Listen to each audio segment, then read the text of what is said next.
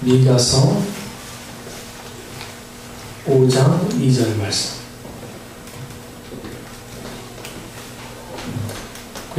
미가서 5장 2절 말씀입니다. 미가서 5장 2절.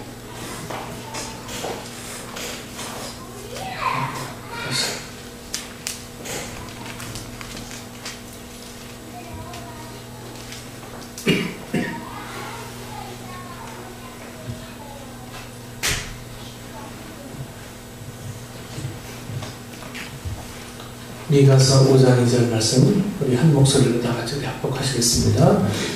베들레헴 에브라다야, 너는 유다 족속 중에 작을지라도 이스라엘을 다스릴 자가 내게서 내게로 나올 것이다. 그의 근본은 상고의 태초에니라. 아멘.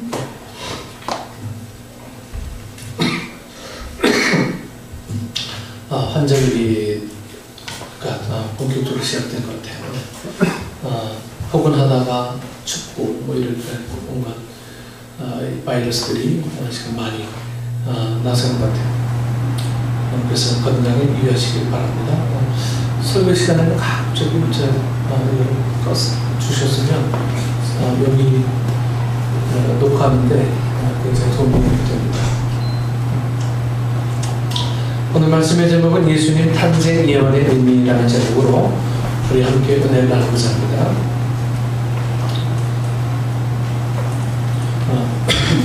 이 윌리엄 말스턴이라는 심리학자가 일반 사람 3,000명을 대상으로 인간의 삶에 대해서 조사를 해봤습니다. 그 결과 삶은 한마디로 기다림이라는 결론을 내렸습니다. 삶은 기다림이다. 네. 인생은 출발부터 기다림으로 시작합니다. 산모가 생명을 잉태하면 10달을 기다려야 이 출산의 기쁨을 맛볼 수 있습니다. 만일에 10달을 다 채우지 못하게 되면 조산하게 되고, 조산하게 되면 이 미숙아로 인큐베이터 안에서 나머지 시간들을 좀 채워야 되죠. 찬란한 이 아침도 결국엔 어둠이 물러가야 찾아오고, 따스한 봄도요, 이 매서운 겨울이 지나야 우리 곁에 분명히 찾아오게 됩니다. 뿐만 아니라 풍성한 가을의 이 수확도 지루한 장마와 태풍이 지나야 비로소 맛보게 되는 것이죠. 이렇게 보면 세상살이는 어찌 보면 기다림의 연속인 듯합니다. 무엇을 기다린다는 것은 그만큼 소망이 있다는 증거죠. 기다린다 하는 것은 기대감, 소망 이런 것이 있기 때문에 기다릴 수밖에 없습니다. 우리 학생들에게는 좋은 점수를 기다리죠. 네. 아기를 갖고 있는 이 뱃속에 아기를 갖고 있는 엄마는 이 아기가 건강하게 만날 수 있는 그날을 손꼽아 기다리고요. 또 직장에서 여러 가지 승진을 위해서 소망하는 사람은 그 승진의 날을 소망하고 기다리고 있습니다. 사람들은 모두 기다림 속에서 내일을 바라보며 그 기다림 속에서 이 오늘의 어려운 고통을 이겨내고 있습니다. 그래서 기다림이라는 것은요, 우리를 인내하게 만들어주는 하나의 어떤 매개체가 되는 거죠. 그래서 기다림이 없는 사람은 다시 말해서 소망이 별로 없는 사람이다라고 한 거예요. 기다림이 없으니까 당연히 소망이 없죠.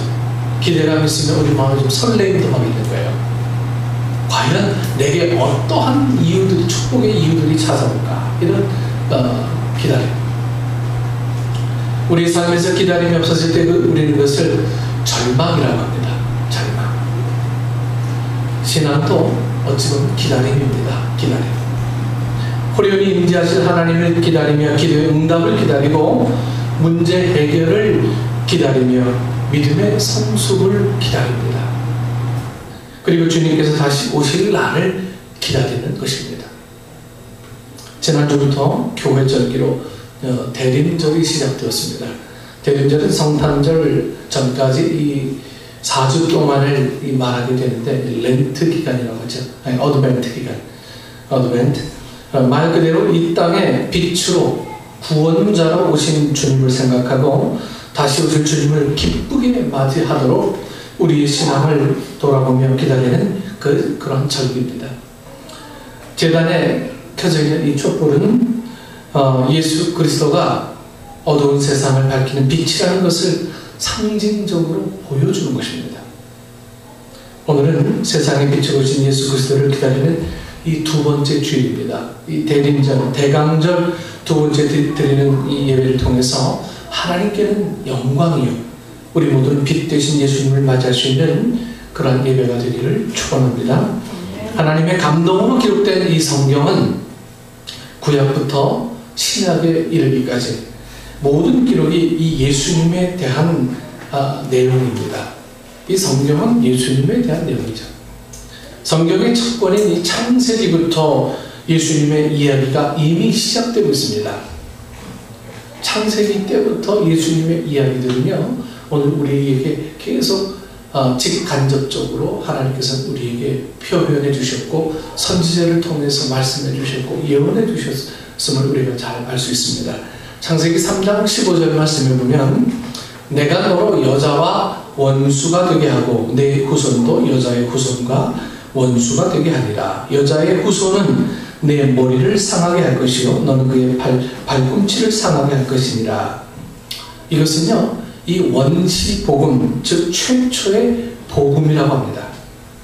여자의 후손이 내 머리를 상하게 할 거다라고 하는 거예요. 여러분, 여자의 후손이라는 것은 결국은 예수님을 예표하죠. 예수님을 예표하고, 그 예수님의 예표는 이 사단의 머리를 칠 것이다 라고 하는 것은 예수님께서 죽음의 권세를 깨뜨리고 이겨낼 것이다 라고 하는 예언의 말씀들이 이미 창세기 때부터 기록되었고, 우리에게 예수님의 오심을 이미 태초부터 정해놓으신 하나의 사건으로 주님은 그 이야기를 시작하고 있다고 하는 거죠. 여자의 후손으로 오시는 예수님을 예표하는 말씀이 3장 15절, 이것이 최초의 예수님에 대한 어떤 증거라 해도 무방합니다. 여자의 후손으로 오신 예수님에 대해 이 구약 성경은 예수님의 이 탄생과 사역, 성품까지 아주 상세하게 기록을 하고 있습니다.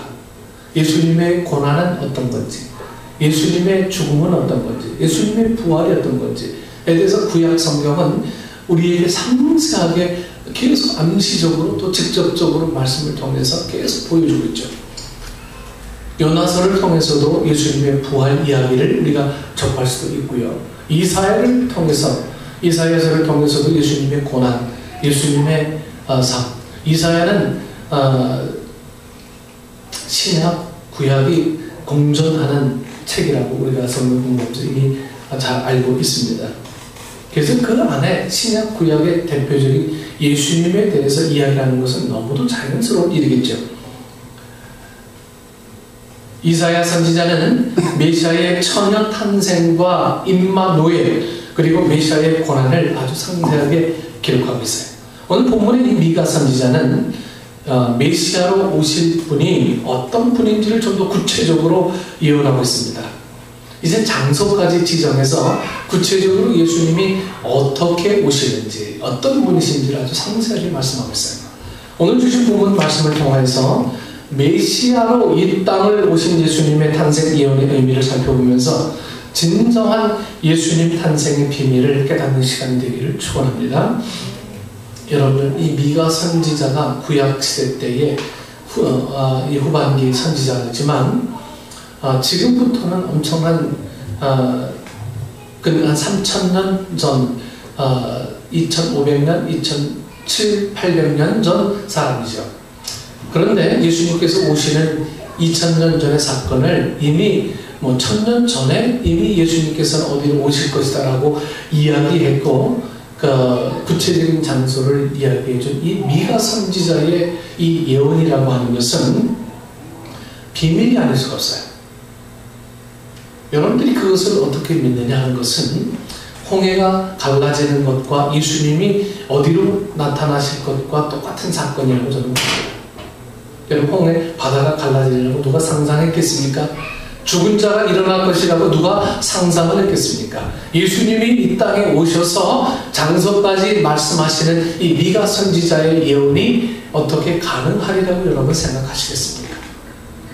여러분은 여러분의 후손이 누구의 어떻게 생겼고 이름은 어떻게 지어질 것이고 내 아들은 내 후손들 몇 대 후손들이 1000년 후에 만약 후손들이 어디에 나왔으며 어느 땅에 살고 있으며 이런 것들을 알고 있다면 참 신기하지 않겠습니까?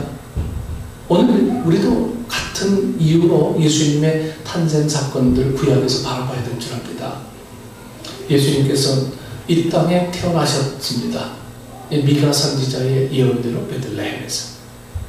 여러분 이 사건들은 놀라운 비밀입니다.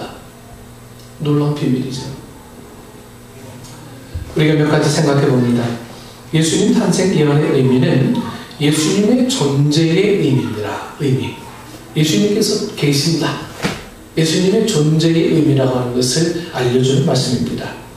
오늘 본문 후반절에 그의 근본은 상고의 영혼에 있느니라 했습니다. 여기서 그의 근본이라, 이 베이직한 것, 그의 근본이라는 말은 예수님의 존재의 기원을 밝히고 있는 거예요. 예수님 존재의 기원이 뭐냐 하는 거예요. 여러분 예수님은 언제부터 존재하신 분입니까? 아이들에게 물어보면 2000년 전 베들레헴부터요 이렇게 이야기할지도 모르겠죠. 하지만 우리는 분명 성경이 이야기하는 이 말씀에 대해서 분명하게 상고해 볼 필요가 있습니다. 상고의 영혼에 있다 이렇게 본문 말씀을 기록하고 있어요. 여기서 상고란 머나먼 과거 즉 태초를 말합니다. 네. 그리고 영혼이란 태초의 그 이전을 말하죠. 태초의 그 이전. 이 만물이 지어지기 그 이전부터 예수님은 존재해 계셨다라고 오늘 미가 선지자는 우리에게 이렇게 이야기하고 있습니다. 따라서 이 말은 예수님께서는 창세 전부터 이 세상이 지어지기 전부터 계신 분이라고 하는 거예요. 선재해 계신 분이라고 해서 신학 용어로 그렇게 이야기합니다. 선재하신 분. 미가 선지자는 메시아의 근본을 정확히 알고 예언한 것입니다. 예수님께서 이미 하나님과 함께 영원 전부터 태초부터 계신 분으로 삼위일체 하나님이심을 분명하게 증거하고 있습니다. 이것은 이사야 선지자도 마찬가지로 증언하고 있는데 태초부터 계신 이 메시아 되신 예수님이 이 땅 가운데 오셔서 우리의 죄를 대신해 십자가를 지실 것을 예언하고 있습니다. 사도 요한도 요한복음 1장에서 예수님을 이렇게 소개하고 있습니다. 요한복음 1장 1절부터 3절 말씀에 태초에 말씀이 계시니라. 이 말씀이 하나님과 함께 계셨으니 이 말씀은 곧 하나님이시니라. 그가 태초에 하나님과 함께 계셨고 만물이 그로 말미암아 지은 바 되었으니 지은 것이 하나도 그가 없이는 된 것이 없느니라 하고 했습니다. 여기서 말씀은 곧 예수님을 가리키죠. 예수님을요.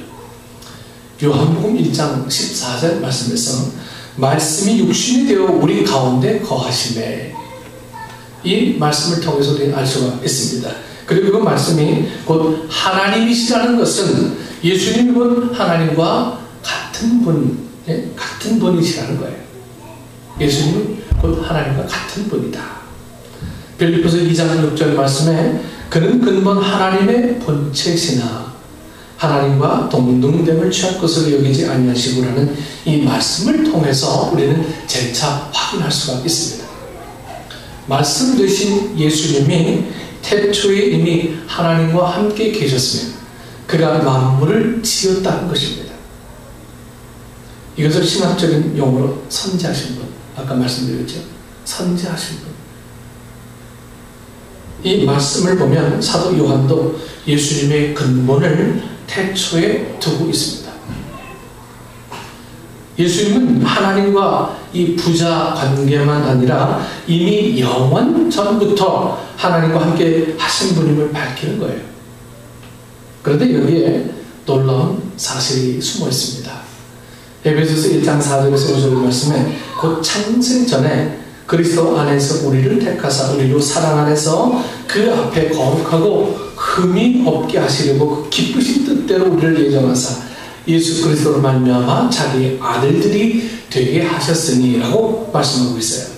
여러분 이 말씀을 보면 이미 창세 전에 우리를 선택하여 주셨고 하나님의 자녀가 되게 하셨다고 성경 말씀을 기록하고 있는 거예요.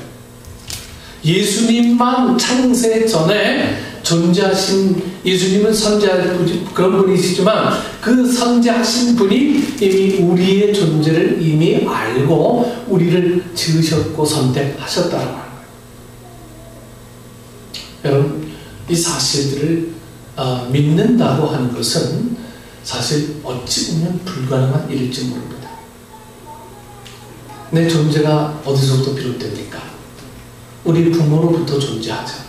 우리 부모는 그 부모 몇억 년, 우리가 이루 말할 수 없는 시간들이 지났음에도 불구하고 이미 우리의 존재가 예수님 태초 전부터 우리가 선택받은 존재로 지음받을 것을 예수님은 이미 알고 계셨고 그렇게 하셨다라고 합니다. 여러분 이 사실은 너무도 놀라운 비밀인 겁니다. 축복이고요. 네. 그래서 우리가 예수님을 안다라고 하는 것은 이미 창세 전부터 우리는 예수님과 교제하며 살았을지도 모른다라고 하는 이야기도 될 수 있어요. 우리의 지음을 알고 계셨으니까. 나는 모르지만.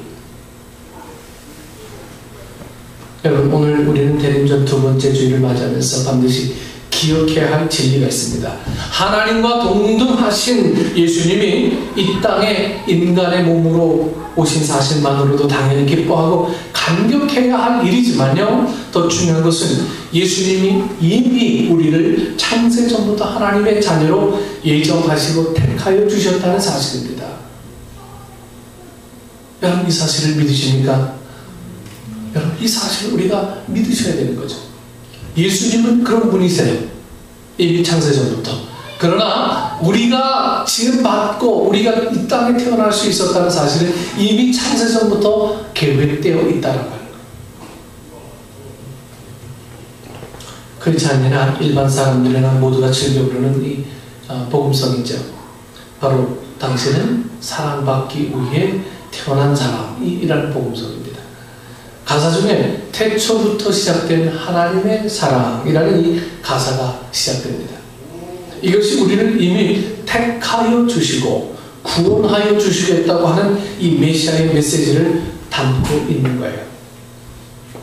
여러분 이번 대림절 기간 동안 태초부터 계셨던 주님께서 우리를 창세 전부터 택하여 주셨고 그분이 우리를 하나님의 자녀로 예정하셨다는 사실에 우리는 더욱더 기뻐해야 될 줄로 믿습니다.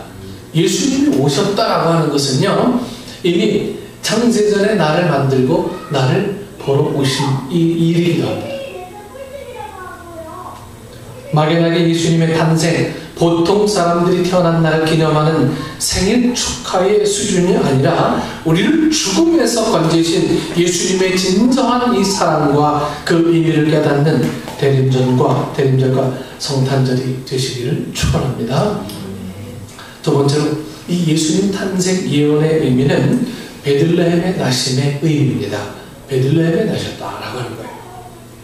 본문에 베들레헴 에브라다야 너는 유다 족속 중에 작을지라도 이스라엘을 다스릴 자가 네게로 나올 것이라 했습니다. 미가 선지자는 이사야 선지자와 동시에 활동하던 그런 선지자죠.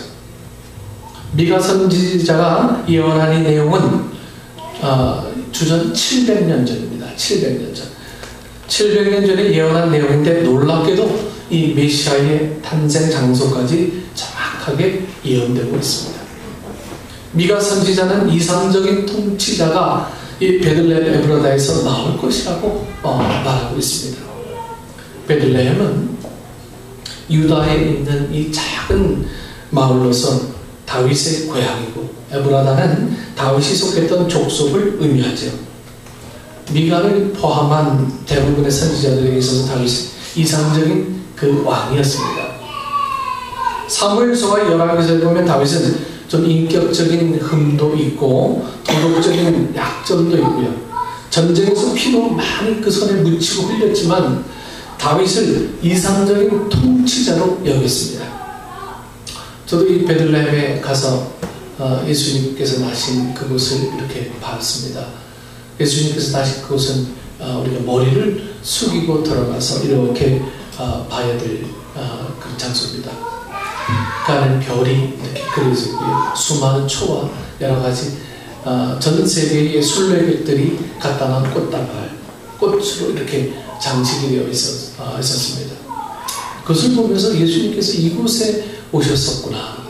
그런데 이곳에 오시는 일들이 이미 창세전부터 계획되어 있고 섭리되어 있었다는 사실 앞에 저는 사실 굉장히 이 베들레헴 작은 동네지만 그곳에서 하나님께서 역사를 이루셨다고 하는 것은 그 현장에 내가 섰다고 하는 것은 엄청난 축복이 아닌가 하는 것을 새삼 깨닫고 돌아왔습니다.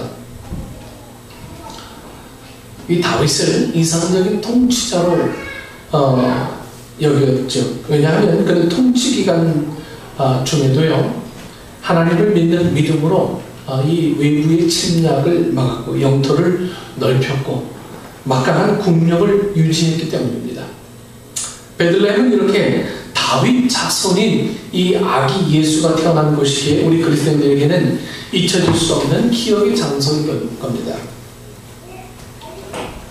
예수님은 이 땅에 오실 때 제사장적인 또 왕된 신분으로 오셨다는 것은 이 왕이라는 것은 다윗의 혈통, 다윗의 계통으로 오셨다고 하는 것은 왕의 후손이라고 하는 것을 대표해주는 그런 말씀이기에 다윗을 구약은 그렇게 언급하고 싶었습니다. 베들레헴은 떡집이라는 뜻이죠. 떡집. 이 뜻으로서 장차 오실 예수님은 생명의 떡이 되실 것을 예언한 것입니다. 그래서 베들레헴이라는 게 결코 우연한 게 아니에요. 우리가 한 달에 한 번씩 우리가 떡을 떼며 성찬 예식을 하잖아요. 떡을 나누는 것. 예수님은 자기를 나누고 주기 위해서 떡집에 오신 거예요. 스스로 떡이 되셨고 스스로 나누고 주시기를 기뻐하셨던, 그래서 베들레헴이어야만 했습니다. 그리고 이 예언의 말씀은 예수님을 통해서 성취가 되었습니다. 그 장소는 왜 서울에서도 오실 수 있었고요, 다른 데도 오실 수 있었는데 왜 굳이 베들레헴이냐라고 하는 것은 바로 예수님께서 스스로 빵이 되어주셨고 스스로 나눠주실 분이었기 때문이라고 하는 거예요. 예수님께서는 자기 자신을 친히 생명의 떡이라고 말씀하고 있습니다. 요한복음 6장 35절에 나는 생명의 떡이니 내게 오는 자는 결코 줄이지 아니할 터이요 나를 믿는 자는 영원히 목마르지 아니하리라 말씀하셨습니다. 그리고 스스로를 하늘에서 내려온 살아있는 떡이라고 말씀하시면서 이 떡을 먹으면 영생한다고 하셨어요. 요한복음 6장 51절에 나는 하늘에서 내려온 살아있는 떡이니 사람이 이 떡을 먹으면 영생하리라. 내가 줄 떡은 곧 세상의 생명을 위한 내 살이니라 하셨습니다. 그리고 십자가에서 죽으심으로 생명의 떡이 되셨습니다. 여러분, 베들레헴 에브라다는 작은 고리였습니다. 그들의 주 생산 품목은 포도였어요. 포도를 직접 먹는 게 아니고 그들은 포도를 음료수로 먹어야 되기 때문에 포도를 짜서 포도즙을 먹죠. 우리 포도주라고 얘기하고, 워낙 그 지방이 석회 지역이라 일반 물을 마실 수가 없어요. 그래서 포도주를 담궈서 그들은 음료수로 이렇게 매일 마실 수밖에 없는 상황이 됩니다. 그래서 저도 물을 마시고 싶은데 그냥 물을 마실 수 없고 해서 매일 이스라엘 가면서 물을 사 먹었습니다. 늘 물을. 이 베들레헴은 주 생산 품목이 포도였어요. 작은 곳. 포도 마을이 이렇게 큰 부자는 아니거든요. 그러나 베들레헴은 결코 작지 않다라고 하는 거예요. 땅이 커서가 아니라 바로 그 땅에서 일어난 특별한 사건 때문입니다. 베들레헴은 기독교가 시작된 자리입니다. 하나님께서 마리아를 통해서 메시아를 잉태케 하시고 바로 이 베들레헴에서 태어나게 하심으로 그것을 기독교의 어떤 발원지가 되게 하셨습니다. 그러므로 베들레헴은 결코 작은 도시가 아니에요. 여러분, 우리 예배도요, 이 작은 모임이 모였다고 해서 이 예배가 작다는 게 아니죠. 작을 수가 없죠. 왜? 예수님이 이 땅에 여기에 거하셔서 우리의 예배를 받으신다면 이 예배는 우리에게 엄청난 큰 예배가 되고 임재하시는 예배가 된다고 하는 거예요.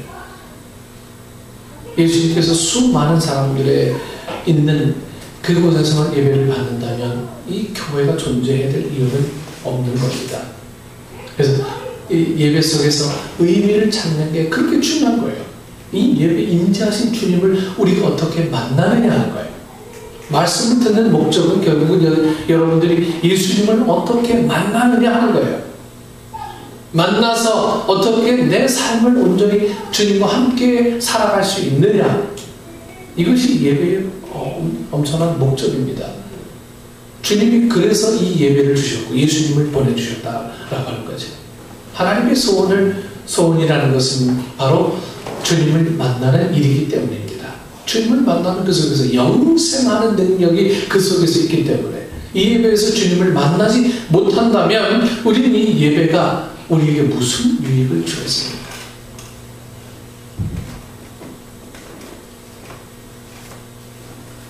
베들레헴 에브라다는 지구상에는 이스라엘 땅에 하나밖에 없어요. 그러나 주님은 지금도 세상을 향해서 복음의 기쁜 소식을 전하고 영혼을 구원하는 영적인 베들레헴 에브라다를 찾고 계십니다. 저는 오늘 우리 교회가 이 봉담 지역에 생명의 복음을 전하는 교회, 영혼을 구원하는 아름다운 교회가 되기를 소망합니다. 여러분, 그 일을 위해서 오늘 우리를 부르셨습니다. 그 일을 위해서요. 여러분, 우리는 참으로 약하죠. 보잘것없습니다. 우리 자신들을 보면 아무것도 못할 것 같아. 그러나 결국 약하지 않습니다. 무능하지 않아요. 주님이 우리 속에 거하시면 우리는 여러분 큰 일을 할 수가 있는 거예요.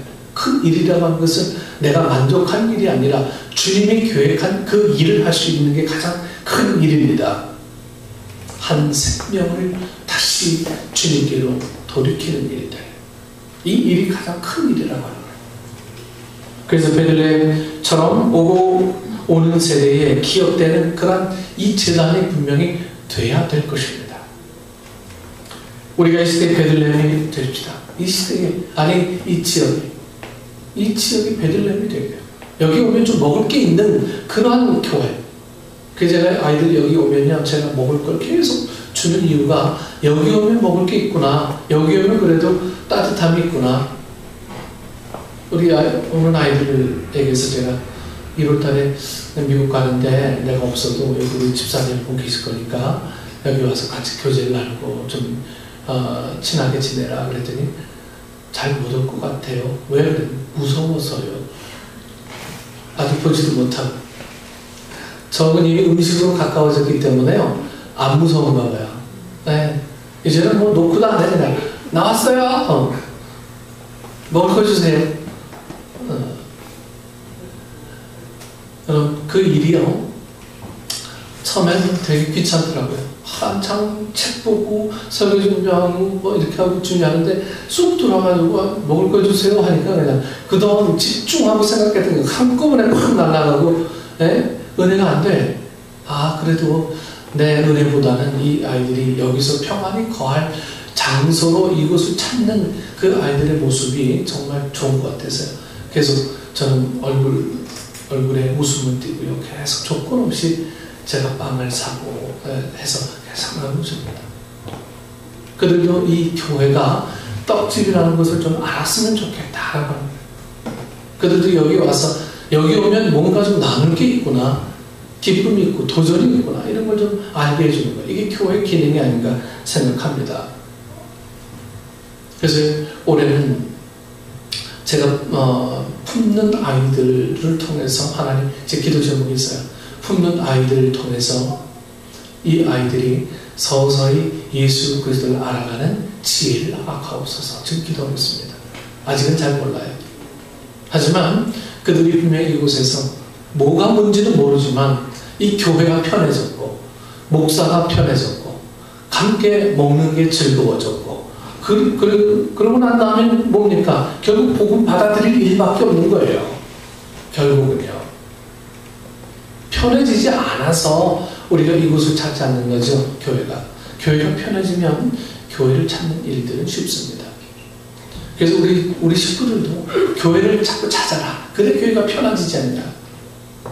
교회를 자꾸 찾으면 교회가 편해지고 그럼 여기가 그냥 내 집 같고 전 중학교 때 교회가 내 집인지 집이 내 집인지 구별이 안 가는 정도로 신화자는 그렇게 했습니다. 교회 반, 집 반 이렇게 살았어요. 요즘 시대는 상황이 그래서 그렇게 할 수는 없지만 그래도 교회가 일반인들에게 편한 그런 교회의 이미지로 남았으면 하는 게 참 바람입니다. 그래서 이 아이들이 이제 다른 아이들도 여기서 뭘 먹는 걸 알아요. 그래서 가끔 빼끔 색다른 얼굴들이 자꾸만 기웃기웃거려요. 여기 와서. 그래서 여기 와서 좀 피아노도 치고 놀기도 하고 그렇습니다. 여러분 교회가 정말 떡집이 되어야 됩니다. 나눠주는 떡집. 그런 떡집이 되지 않으면 교회 안에서만 모든 것들을 다 그냥 이루어내는 거예요. 우리끼리 다 소비해버리고 우리끼리 다 그냥 없는 것처럼 되어버리는 거예요. 이분돼버렸어요. 그건 교회 기능이 아니라고 봅니다. 주님이 이 땅에 오신 목적이라는 것은 교회의 목적과도 동일합니다. 나눔이라는 거예요. 함께 나누자, 함께 살아가자. 나를 먹어라. 내가 손해가 돼도. 그러나 그것이 곧 승리의 기름을 우리는 이미 알고 있습니다. 성경이 증거하고 있고 우리는 이미 체험 속에서 고백하고 있는 내용이라고 저는 그렇게 믿습니다. 주님은 지금도 세상을 향해 복음의 기쁜 소식을 전하고 영혼 구원을 영적인 베들레헴, 영혼 구원인 이 영적인 베들레헴 에브라다를 지금 계속 찾고 계세요. 어느 곳에 예수 그리스도를 보내서 예수 그리스도를 나누어 줄까? 우리 교회가 그런 교회가 됐으면 많은 이들이 이곳을 통해서 축복의 통로가 될 수 있을 텐데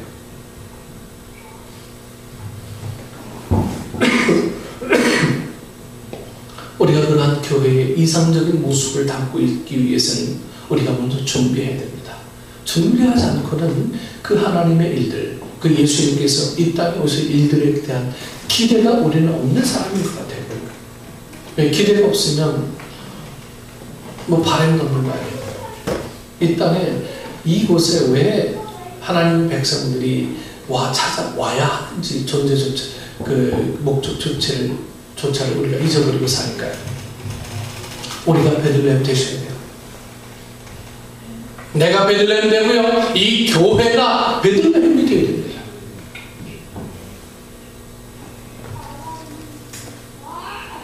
세 번째로 예수님 탄생 예언의 의미는 이스라엘을 다스릴 자로 오심을 의미합니다. 다스릴 자로 오심의 의미예요.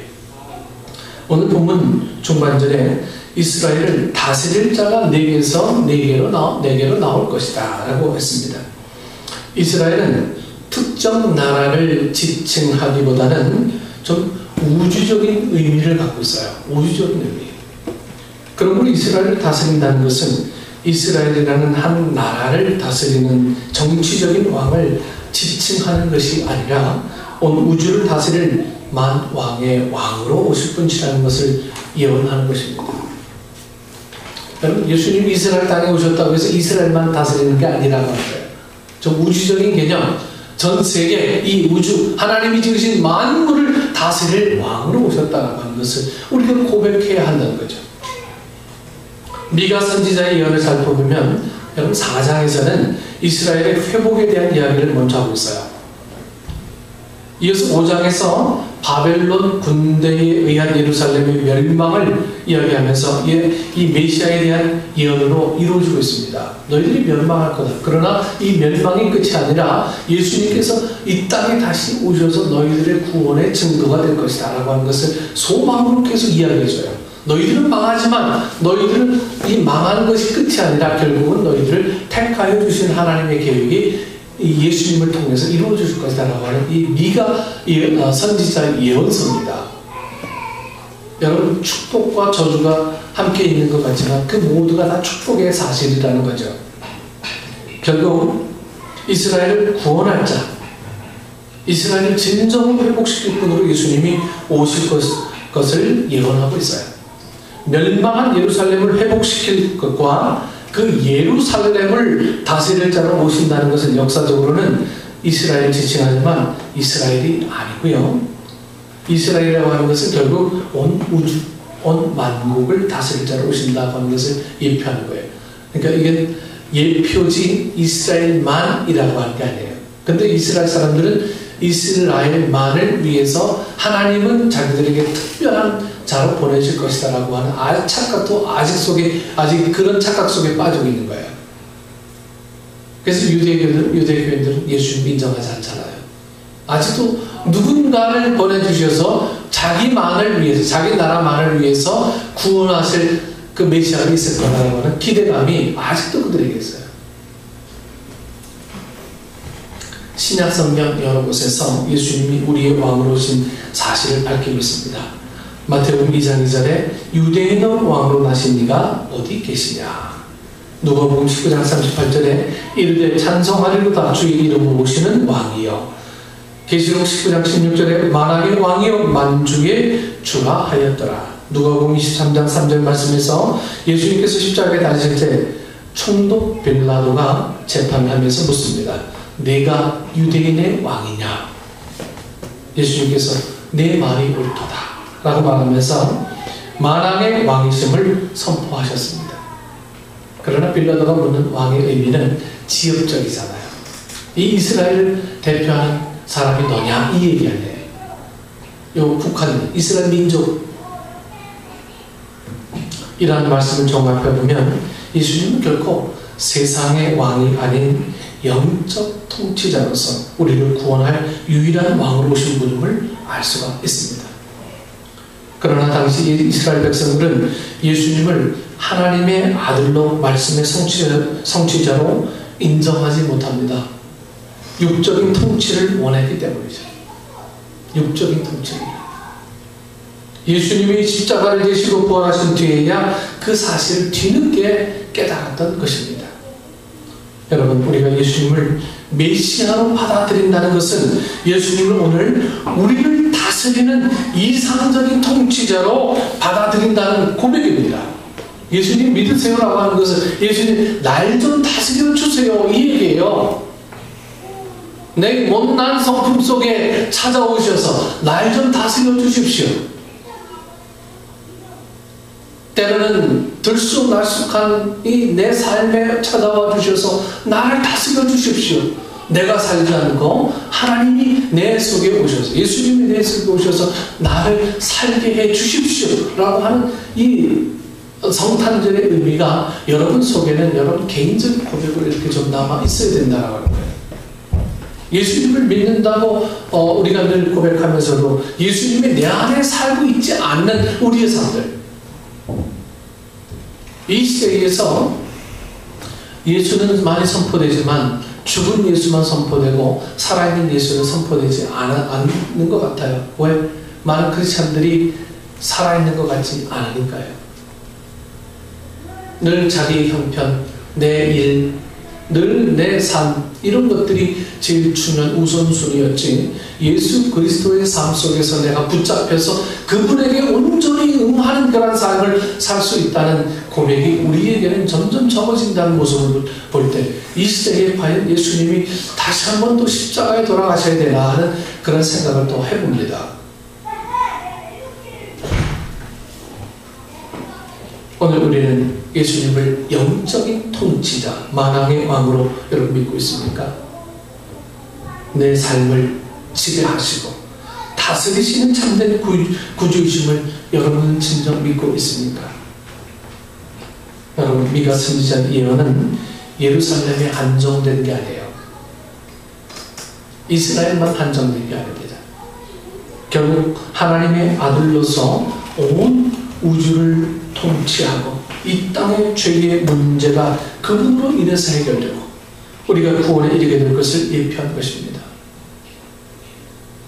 새로운 삶을 공부하다 보면 주님께서 다시 오실 그날은 많은 신학자들과 많은 어떤 종교계 인사들이 지구를 한 바퀴 이렇게 복음이 한 바퀴 돌면 예수님께서 다시 오실 것이다라고 하는 이야기를 제가 말씀드렸습니다.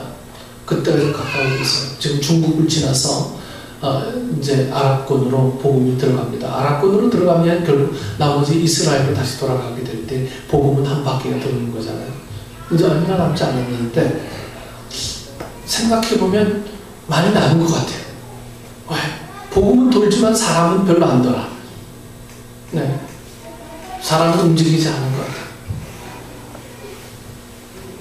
예수님이 탄생하신 그날 우리가 가지는 기쁨은 바로 우리의 죄악을 담당해 주시려 오신 예수님의 통치입니다. 예수님의 통치. 이번 대림절을 통해서 이 땅에 오신 예수 그리스도를 나의 참된 왕으로 맞이하기를 축원합니다. 분위기에 휩싸여서 예수님 탄생이 뭔지도 모르고 예수님이 성탄절하면 산타클로스부터 먼저 이야기하는 아이들 같이 우리가 좀 예수님의 의미를 그렇게 퇴색하게 여기지 않고 예수님이 오신 목적 두 가지를 생각하십시다. 하나는 개인적인 나를 통치하시기 위해서 오셨고 그리고 온 우주를 다스리기 위한 왕으로 오셨다라고 하는 이 두 가지 사실. 여러분 이것이 오늘 우리의 고백이 좀 되어야 됩니다. 내가 다스려지지 않는데 세상이 어떻게 다스려지겠습니까? 네. 내가 변하지 않는데 세상이 어떻게 변하는 것 눈으로 볼 수 있겠습니까? 우리가 그 마음으로 많은 사람들을 바라볼 수 있다면 내가 구원의 은혜를 아는데 이 구원의 은혜가 어떻게 나에게만 한정될 수가 있겠습니까? 우리가 이런 고백을 할 때 전도하지 않을 수 없고 많은 생명을 구원해내지 않을 수 없는 것을 우리 분명히 고백할 수밖에 없습니다. 우리가 그것을 고백하지 않기 때문에 다른 이의 생명도 결국은 존귀하게 보지 않는 우리의 마음들이 분명 숨어 있습니다. 나를 존귀하게 보는 거예요. 그리고 남을 존귀하게 볼 줄 알고 예수님이 땅에 오신 목적을 온전히 이루는 그래서 나와 온 우주 만물을 다스리는 왕을 온전히 찬양하는 우리 축복의 식구들 되기를 축원합니다. 네, 기도하겠습니다. 존귀하신 아버지 하나님의 은혜를 감사합니다. 결국은 나를 위해서 이 땅에 오셨는데 우리는 주님을 위해서 한 일이 별로 없습니다. 늘 은혜만 구했지 내가 주님 앞에 드릴 이유와 주님 앞에 합당하게 삶을, 시간을, 물질을 우리의 온갖 것을 드리는 일에 너무도 계산적인 우리 모습들을 회개합니다. 다시 한번 주님 오신 그날을 생각하며 나에게 주님이 찾아오신 목적이 무엇일까를 늘 고민하며 나에게 찾아오신 예수님을 많은 이들에게 증거할 수 있는 진정 믿음 있는 하나님의 사람들로 주님 세워 인도하여 주옵소서. 믿음이 연약하기에 주님 의지할 수밖에 없습니다. 내가 부족하기에 주님의 도우심을 구할 수밖에 없습니다. 내가 너무도 바쁘기에 주님의 지혜를 구할 수밖에 없습니다. 내가 너무도 연약하기에 주님 앞에 엎드릴 수밖에 없습니다. 이 고백으로 살아가는 저희들 되게 하여 주옵소서. 예수님 이름으로 기도드리옵나이다. 아멘.